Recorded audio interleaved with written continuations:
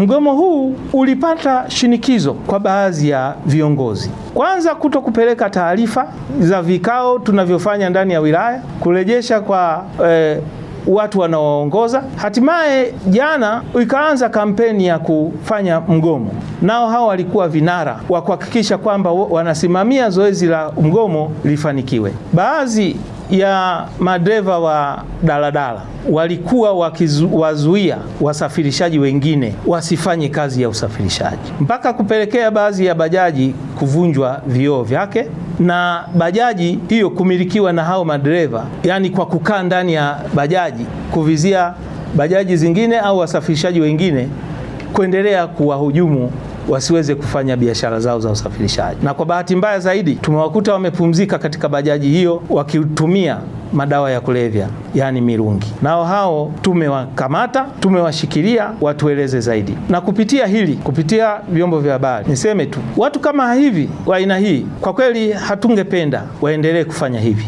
na kwa sababu hiyo ninaelekeza jeshi langu la polisi kuchukua hatua kali ili kusudi jambo kama hili lisiweze kurudia tena. Nao ni viongozi wa Usa-River, Ngarenaro, Kisongo, Mushono na Mrombo.